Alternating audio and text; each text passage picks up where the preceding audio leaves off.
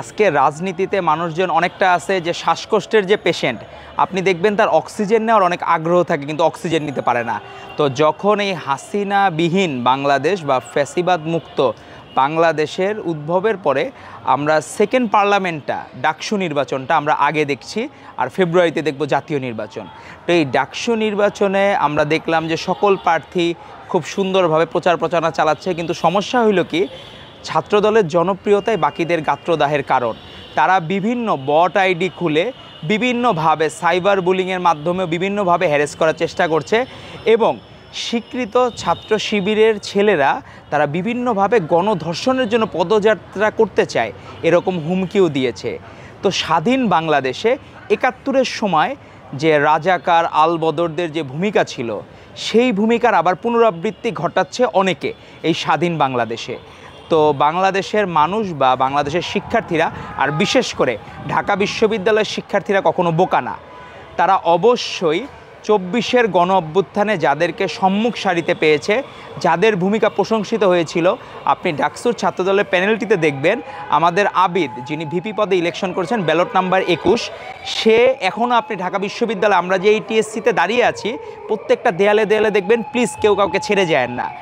এই যে আবেগ, এই যে ভালোবাসা, ৫ই অগস্ট যদি ৫ই অগস্ট না আসতো, তাহলে দেখা গেল আবিদদেরও ফাঁসির কাস্টে ঝোলানো রাখতো এবং বাকি যারা আছে তাদেরকেও ফাঁসির কাস্টে ঝুলতে হইতো। আর যারা গোপনে, বাকি যেমন গুপ্ত আছে না, ২৪-এর গণ অভ্যুত্থানে অনেকের গুপ্ত ভূমিকা ছিল। এখন গুপ্ত ভূমিকা আর প্রকাশ্য ভূমিকা দুইটার মধ্যে কিন্তু পার্থক্য আছে। গুপ্ত ভূমিকা হইলে তার বিরুদ্ধে কিন্তু রাষ্ট্র কোনো, বিশেষ করে স্বৈরাচার রাষ্ট্র, তার বিরুদ্ধে কোনো অ্যালিগেশন দিতে পারতো না, কারণ তার গুপ্ত ভূমিকা ছিল। কিন্তু যার প্রকাশ্য ভূমিকা, তার বিরুদ্ধে সরাসরি রাষ্ট্র অ্যালিগেশন দিতে পারত। সেই হুমকির মুখেও, সেটি জেনেও, যে অনিশ্চিত ভবিষ্যৎ জেনেও বন্দুকের নলের মুখে যারা এই ২৪-এর গণ অভ্যুত্থানে ভূমিকা রেখেছে, তাদেরকে দিয়ে ছাত্রদলের প্যানেল হয়েছে। এবং এই ছাত্রদলের প্যানেল মোটামুটি প্রচারণার মধ্য দিয়ে যতটুকু সময় পেয়েছে, সর্বোচ্চ এখন সাধারণ শিক্ষার্থীদের ভালোবাসার ডাকসুর প্যানেল হচ্ছে ছাত্রদলের প্যানেল।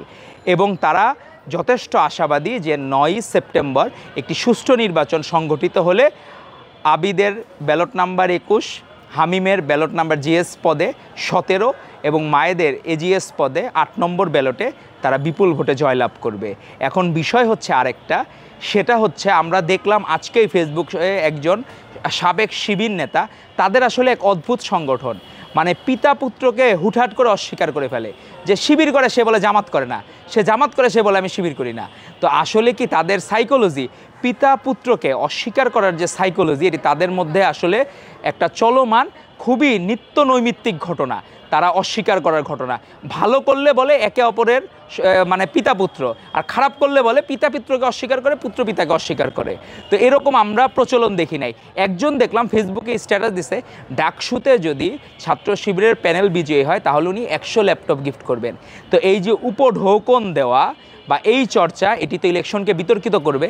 এবং আমরা শুনতেছি আনঅফিসিয়ালি তারা বিভিন্নভাবে ভোটারদেরকে তাদের দিকে টানার জন্য, আমরা আগেকার দিনে হাসিনার আমলে ভোট কেন্দ্রে নিয়ে যাওয়ার জন্য যেমন টাকা পয়সা ছড়াইতো, হুমকি ধামকি দিয়ে ভোট কেন্দ্রে নিয়ে যাইতো, তো এরকম একটি ঘটনা আমার মনে হচ্ছে অনেকটা মানে আওয়ামী লীগের শূন্যতাটা ফিল আপ করছে এই জামাত বা ইসলামী ছাত্র শিবির। তারা বিভিন্নভাবে ভোট কেন্দ্রে নেওয়ার জন্য তাদেরকে আকৃষ্ট করছে। কেন আপনি ল্যাপটপ উপহার দিবেন ছাত্র শিবির বিজয়ী হইলে? এই অধিকার আপনাকে কে দিয়েছে? বা আপনি যদি ডাকসুতে ক্যান্ডিডেট হইতেন, তাহলে আপনি যদি বলেন যে আমি ঢাকা বিশ্ববিদ্যালয়ে উন্নতির জন্য কি করব, আপনি যদি বলতেন যে হ্যাঁ অমুকে উইন করলে বা অন্য কেউ উইন করলে আপনি এখানে একটা সুন্দর একটা কাঠামো তৈরি করে দিবেন বা সুন্দর একটা হেল্প করবেন। এখানে আমাদের অনেকের ফিল্টারের পানি দেখা যায়, অনেক কিছু আমাদের সকল কিছু ছাত্রদলের ইস্তেহারে আছে, আপনি এরকম কোনো কিছু বলতেন। কিন্তু যেখানে ল্যাপটপ আপনি উপঢৌকন দিবেন যে ছাত্র শিবির জয়ী হলে এটি নির্বাচনকে বিতর্কিত করবে, আপনারা এই সেকেন্ড পার্লামেন্টকে দয়া করে বিতর্কিত করবেন না। আপনারা প্রকাশ্য রাজনীতি করুন। সেই গুপ্ত রাজনীতি, এটি কোনো স্মার্টনেস বলা যায় না, এটি বলা যায় ভণ্ডামি। স্মার্টনেস আলাদা জিনিস। আপনি বন্দুকের নলের মুখে সাহস করে বলেন না কেন? আমরা কখনো দেখি না আমাদের আশপাশে কারা ছাত্র শিবির করে, কারণ তারা নিজেরা দ্বিধাবোধ করে, তারা কার্পণ্য বোধ করে নিজের সংগঠনের পরিচয় দিতে। তো আপনারা এমন সংগঠন কেন করবেন যেখানে পরিচয় দিতে কার্পণ্য বোধ করেন? তো তো আমরা বন্দুকের নলের মুখে কোনোদিন আপোষ করি নাই, ভবিষ্যতে করবো না ইনশাল্লাহ। আর ডাকসুতে এই প্রকাশ্য রাজনীতির জন্য, সাহসিকতার জন্য, সাংগঠনিক দক্ষতার জন্য ছাত্রদলের প্যানেল বিজয়ী হবে ইনশাল্লাহ। আপনি দেখেন এই 5ই আগস্ট বা 36শে জুলাই পরবর্তী সময়ে, আমি একটু বড় জায়গা থেকে আসতেছি, বিএনপি যতজনের বিরুদ্ধে, অন্যায়কারীর বিরুদ্ধে বা অপরাধকারীর বিরুদ্ধে ব্যবস্থা নিয়েছে, আমার মনে হয় অন্য কোনো সংগঠন এর 1/3 বা 1/10 বা 100 ভাগের 1 ভাগও তারা পানিশমেন্ট দিয়েছে। তো এই পানিশমেন্টের যে ধারা, রাজনীতিক যে শিষ্টাচার এবং বাংলাদেশের জনগণ যে ধরনের রাজনীতি চায়, সেটি কিন্তু আমাদের ভারপ্রাপ্ত চেয়ারম্যান জনাব তারেক রহমানের নেতৃত্বে আমাদের বিএনপি সর্বদা করে যাচ্ছে। তারই ছাত্র সংগঠন যেহেতু ছাত্রদল, সে কখনো, আপনি পারস্পরিক 2টা ঘটনা আমি তুলনা করি, যে যদি রাকসুর ঘটনায় ওই ছেলেটার বিরুদ্ধে তার স্ট্যাটাসের 3 ঘন্টার মধ্যে তাকে বহিষ্কার করা হয়েছে সংগঠন থেকে, আর পাশাপাশি এখানে আলী হোসেন নামে সার্জেন্ট জুয়েলের ডাকসুতে যে বলেছে যে তাকে গণধর্ষণের পদযাত্রা করা উচিত, তার বিরুদ্ধে কোনো ব্যবস্থা তো নেই, অন্যভাবে তারা ফ্রেমিং করছে যে সেটি ছাত্রদলের কর্মী। আপনি নিজের দোষ স্বীকার করেন না, আপনি অন্য জায়গায় আরেকজনের কাঁধে চাপিয়ে দেন। তো এই যে রাজনৈতিক শিষ্টাচার, তাহলে কি হইল সংগঠন? আপনি তো অন্যায়কে 101ভাবে পেট্রোনাইজ করতেছেন। ইসলামী ছাত্র শিবির জামাত এইভাবে অন্যায়কে বারবার পেট্রোনাইজ করছে। তাদের এই দ্বিচারিতা আচরণ, তারা যদি তখনই তার বিরুদ্ধে সাংগঠনিক ব্যবস্থা নিত, যেখানে বিশ্ববিদ্যালয় কর্তৃপক্ষ তার ছাত্রত্ব বাতিল করেছে, কিন্তু সংগঠন থেকে ছাত্র শিবির কোনো কিছু করে নাই, কারণ এরা করে গুপ্ত রাজনীতি।